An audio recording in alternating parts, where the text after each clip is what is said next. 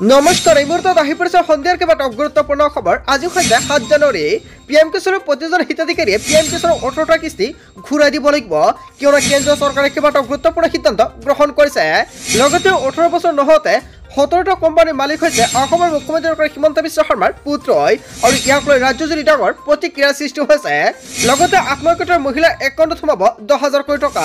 গোটৰ মহিলাসকলক ভাল খবৰ দিলে অসমৰ মুখ্যমন্ত্ৰী ডক্টৰ হিমন্ত বিশ্ব শৰ্মাই। ৰেচন কাৰ্ড থকা প্ৰতিজন মহিলাৰ বাবে এটা ভাল খবৰ। লগতে অহা 10 তাৰিখে লাখ লাখ মহিলাৰ একাউণ্টত অৰুণোদয় আঁচনি 1250 টকাকৈ সোমাই যাব। লগতে যিসকল ব্যক্তি নতুনকৈ আবেদন কৰিছে সেইসকল ব্যক্তিৰ বাবে এটা ভাল খবৰ। কেইবাটাও ৰাজনৈতিক খবৰৰ লগতে অৰাজনৈতিক খবৰ যুগুত কৰা হৈছে আজিৰ দিনটোত। গোটেই অসম তথা ভাৰতৰ বিভিন্ন প্ৰান্তৰ পৰা যুগুত হৈছে কেইবাটাও ডাঙৰ খবৰ। এনেবোৰ খবৰ নিতৌ পাই থাকিবলৈ চেনেলটি ছাবস্ক্ৰাইব কৰি ভিডিঅ'ৰ এটা লাইক কৰিবলৈ নাপাহৰিব। আজিৰ আমাৰ প্ৰথম খবৰ গুৰুত্বপূৰ্ণ খবৰ হৈছে অসমবাসীৰ বাবে এটা ডাঙৰ খবৰ। 18 বছৰ নহওঁতে 17টা কোম্পানীৰ মালিক হৈছে অসমৰ মুখ্যমন্ত্ৰী ডক্টৰ হিমন্ত বিশ্ব শৰ্মাৰ পুত্ৰই। অবৈধ ধনৰ সৰবৰাহত জড়িত মুখ্যমন্ত্ৰী ডক্টৰ হিমন্ত বিশ্ব শৰ্মাৰ পুত্ৰ। মুখ্যমন্ত্ৰীয়ে আগতে গড় চাফা কৰক, তাৰ পিছতে বেলেগক ক'ব, এনেকুৱাকৈ কেইবাটাও হুংকাৰ প্ৰদান কৰিছে। আৰু কোনে মন্তব্য কৰিছে সবিশেষ জানিব পাৰিব ভিডিঅ'টোৰ জৰিয়তে। দুৰ্নীতিৰ বিৰুদ্ধে মাত মতাৰ নৈতিক অধিকাৰ নাই অসমৰ মুখ্যমন্ত্ৰী ডক্টৰ হিমন্ত বিশ্ব শৰ্মাৰ। মুখ্যমন্ত্ৰীয়ে দুৰ্নীতিৰ কথা ক'লে কমেডিয়ান যেন লাগে বুলি মন্তব্য কৰিছে। 5,000 10,000 কোনোৱাই কেৰাণী খাইছে আৰু সেইটো ধৰি বাবা লৈছে মুখ্যমন্ত্ৰীয়ে।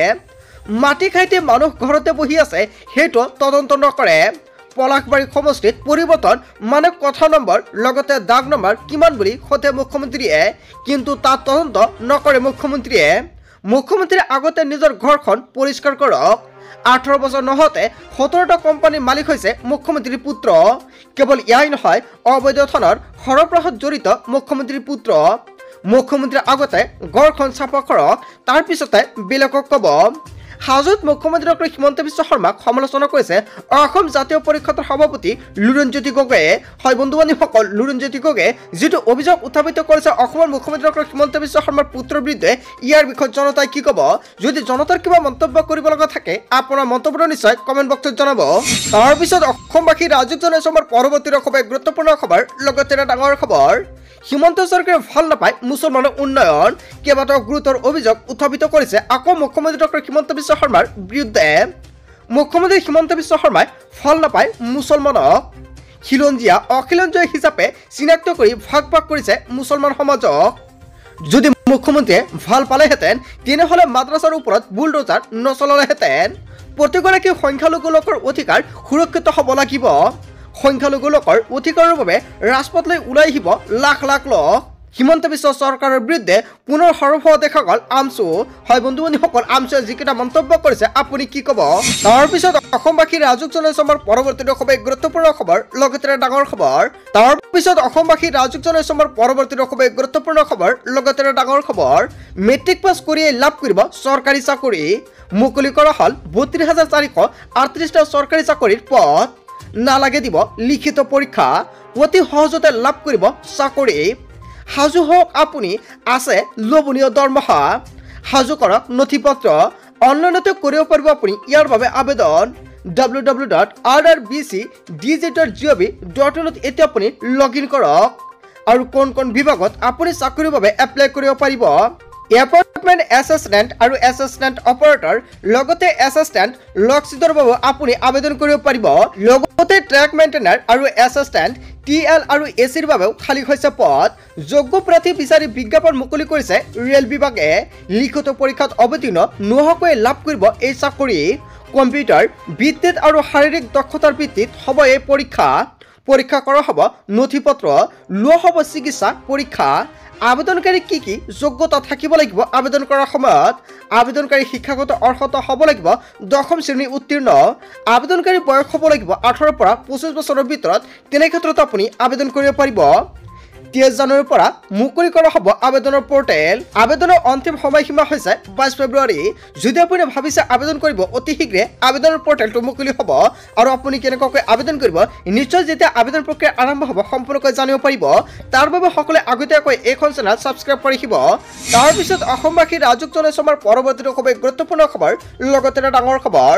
পিএম কিষাণৰ লাখ লাখ হিতাধিকাৰীৰ বাবে এটা ডাঙৰ খবৰ মুকলি আহিছে। ফেব্ৰুৱাৰী মাহতে লাভ কৰিব পিএম কিষাণৰ 19 নম্বৰ কিস্তিৰ ধন। চৰকাৰে প্ৰস্তুত কৰিছে ভুৱা হিতাধিকাৰীৰ তালিকা। বহুতো কৃষকে নাপাব পিএম কিষাণৰ 19 নম্বৰ কিস্তিৰ টকা। দোষী সাব্যস্ত হ'লে ভুৱা হিতাধিকাৰীয়ে ঘূৰাই দিব লাগিব পিএম কিষাণৰ টকা। 18টা কিস্তিৰ ধন ঘূৰাই দিব লাগিব ভুৱা হিতাধিকাৰীসকলে। 8,44,672 জন ভুৱা কৃষকে ধন আত্মসাৎ কৰাৰ অভিযোগ উত্থাপিত হৈছে। এতিয়া পিএম কিষাণ সন্মান নিধিৰ এই কেলেংকাৰীক লৈ শীঘ্ৰে চলিব তদন্ত। কৃষি বিভাগে তদন্ত ঘোষণা কৰিছে এই 98 জন কৃষি বিষয়াৰ বিৰুদ্ধে। 98 জন এইডৰ বিৰুদ্ধে চলি আছে তদন্ত। কোন জিলাত কিমান ভুৱা হিতাধিকাৰী অন্তৰ্ভুক্ত হৈছে ইয়াক লৈ কেইবাটাও গুৰুত্বপূৰ্ণ সিদ্ধান্ত গ্ৰহণ কৰিছে চৰকাৰে। বৰপেটাত 2,03,839 জন ভুৱা হিতাধিকাৰী অন্তৰ্ভুক্ত হৈ আছে।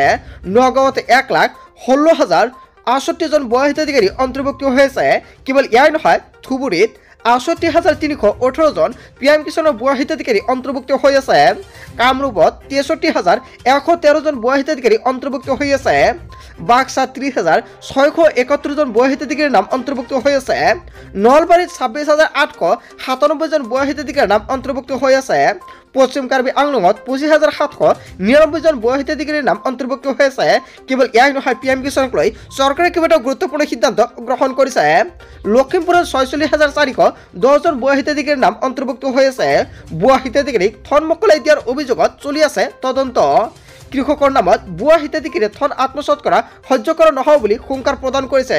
হয় বন্ধু বান্ধৱীসকল, যদি আপোনাৰ গাঁৱত এনেকুৱা ব্যক্তি আছে বা আপুনি এজন ভুৱা হিতাধিকাৰী, তেনে ক্ষেত্ৰত আপোনাৰ বাবে এটা বেয়া খবৰ মুকলি আহিছে। লগতে পিএম কিষাণৰ 19 নম্বৰ কিস্তি ফেব্ৰুৱাৰী মাহৰ 5 তাৰিখৰ আগতে আপোনাৰ একাউণ্টত সোমাব পাৰে আৰু যিকোনো সময়ত চৰকাৰে ডেটটো মুকলি কৰিব। যেতিয়া ডেটটো ফিক্স কৰে কিমান তাৰিখত 19 নম্বৰ কিস্তি টকাটো সোমাই দিব আপোনাৰ একাউণ্টত, তাৰ বাবে সকলোৱে আগতীয়াকৈ চেনেলটি ছাবস্ক্ৰাইব কৰি ৰাখিব। যেতিয়া চৰকাৰে আপডেটটো প্ৰদান কৰে আমাৰ চেনেলৰ জৰিয়তে ভিডিঅ'টি পাই যাব। তাৰপিছত অসমবাসীৰ ৰাজুক জনাইছো আমাৰ পৰৱৰ্তী খুবেই গুৰুত্বপূৰ্ণ খবৰ, লগতে এটা ডাঙৰ খবৰ। নতুন বছৰত চৰকাৰে কেইবাটাও গুৰুত্বপূৰ্ণ সিদ্ধান্ত গ্ৰহণ কৰিছে আধাৰ কাৰ্ডক লৈ। আধাৰ কাৰ্ডৰ NRCক লৈ অসমৰ মুখ্যমন্ত্ৰী ডক্টৰ হিমন্ত বিশ্ব শৰ্মাৰ বৃহৎ ঘোষণা। আধাৰ কাৰ্ডক লৈ আহি গ'ল এটা ডাঙৰ খবৰ আৰু আজিৰ পৰা ৰাজ্যত আধাৰ কাৰ্ডক লৈ নতুন নিয়ম সলনি হৈ পৰিল। NRCত আবেদন নকৰিলে অসমত নাপাব আধাৰ কাৰ্ড আৰু চৰকাৰে নতুন বছৰত কেইবাটাও গুৰুত্বপূৰ্ণ সিদ্ধান্ত গ্ৰহণ কৰিছে। মুখ্যমন্ত্ৰী ডক্টৰ হিমন্ত বিশ্ব শৰ্মাৰ বৃহৎ ঘোষণা। একাংশ জিলাত জনসংখ্যাতকৈ অধিক আধাৰ কাৰ্ড ইছ্যু হোৱা দেখা গৈছে।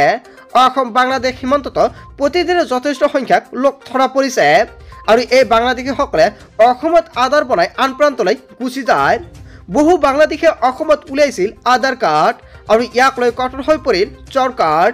2014ত NRCত আবেদন কৰা সকলেহে লাভ কৰিব আধাৰ কাৰ্ডৰ সুবিধা। আধাৰ কাৰ্ডক লৈ আহি গ'ল এটা ডাঙৰ আপডেট। হয় বন্ধু বান্ধৱীসকল, এতিয়া আধাৰ কাৰ্ড বনাবলৈ বহুতো কঠিন হৈ পৰিব। যদি NRCত আপোনাৰ নামটো আছে তেন্তে আপুনি আধাৰ কাৰ্ডটো অতি সহজতে বনাই ল'ব পাৰিব, অন্যথা আপুনি আধাৰ কাৰ্ড বনাব নোৱাৰিব। তাৰপিছত অসমবাসী ৰাজুক জনাইছো আমাৰ পৰৱৰ্তী খুবেই গুৰুত্বপূৰ্ণ খবৰ, লগতে এটা ডাঙৰ খবৰ। ব্যৱসায়ৰ প্ৰতি আগ্ৰহী যুৱক যুৱতীৰ বাবে এটা ভাল খবৰ। পুনৰ ৰাজ্যত যুৱক যুৱতীসকলক দিয়া হ'ব 2 লাখ টকাৰ পৰা 5 লাখ টকা। শীঘ্ৰে যুৱক যুৱতীসকলে পৰ্টেলত কৰিব পাৰিব আবেদন। কোনে কোনে লাভ কৰিব 2 লাখকৈ টকা, কোনে কোনে লাভ কৰিব 5 লাখ টকা। 1 জানুৱাৰীৰ পৰা মুকলি কৰা হৈছে আবেদন প্ৰক্ৰিয়া। প্ৰথম কিস্তি দিয়া হ'ব 1 লাখ টকা, দ্বিতীয় কিস্তি দিয়া হ'ব পৰৱৰ্তী কিস্তি। মুখ্যমন্ত্ৰী আত্মনিৰ্ভৰ অসম আঁচনিৰ দ্বিতীয় পৰ্যায়ৰ আবেদন প্ৰক্ৰিয়াক লৈ মুখ্যমন্ত্ৰী ডক্টৰ হিমন্ত বিশ্ব শৰ্মাৰ ডাঙৰ মন্তব্য। ব্যৱসায়ৰ প্ৰতি আগ্ৰহী যুৱক যুৱতীৰ বাবে এটা ভাল খবৰ। যদি আপুনি এতিয়ালৈকে আবেদন কৰা নাই, অতি শীঘ্ৰে আবেদন কৰি লৈ লওক। আপুনি কেনেকুৱাকৈ আবেদন কৰিব, আবেদন কৰাৰ সময়ত কি কি প্ৰপত্ৰ লাগিব, যদি আপোনাৰ ভিডিঅ' লাগে নিশ্চয় কমেণ্ট কৰি জনাব, সম্পূৰ্ণকৈ জনাই দিম। তাৰপিছত অসমবাসী ৰাজুক জনাইছো আমাৰ পৰৱৰ্তী খুবেই গুৰুত্বপূৰ্ণ খবৰ, লগতে এটা ডাঙৰ খবৰ। ৰাজ্যৰ লাখ লাখ বাৰ্ষিক সংখ্যালঘু লোকৰ বাবে এটা ভাল খবৰ, কিয়নো প্ৰতিগৰাকী দৰিদ্ৰ পৰিয়াল লাভ কৰিব সহায়। ই ৰিক্সা, চিলাই মেচিন, পানীৰ ফিল্টাৰ লগতে প্ৰেছাৰ কুকাৰ দিব দৰিদ্ৰ পৰিয়ালসকলক আৰু দৰিদ্ৰ পৰিয়ালক সহায় কৰাৰ বাবে বাৰ্ষিক সংখ্যালঘু পৰিষদৰ বিশেষ পদক্ষেপ আৰু তাৰ বাবে আপোনালোকে কৰিব লাগিব পঞ্জীয়ন। পঞ্জীয়ন কৰিলে লাভ কৰিব এইসমূহ সামগ্ৰী। যদি আপুনি এতিয়ালৈকে পঞ্জীয়ন কৰা নাই অতি শীঘ্ৰে পঞ্জীয়ন কৰি লৈ লওক। আপুনি কেনেকুৱাকৈ পঞ্জীয়ন কৰিব যদি ভিডিঅ' লাগে নিশ্চয় কমেণ্ট কৰি জনাব। নেক্সট ভিডিঅ'ত সম্পূৰ্ণকৈ জনাই দিম কেনেকুৱাকৈ এপ্লাই কৰিব। বন্ধু বান্ধৱীসকল গোটেই অসম তথা ভাৰতৰ বিভিন্ন প্ৰান্তৰ পৰা যুগুত হৈছে কেইবাটাও ডাঙৰ খবৰ। এনেবোৰ খবৰ নেতাও পাই থাকিবলৈ চেনেলটি ছাবস্ক্ৰাইব কৰি ভিডিঅ'ত এটা লাইক কৰিবলৈ নাপাহৰিব। So thank you for watching full video.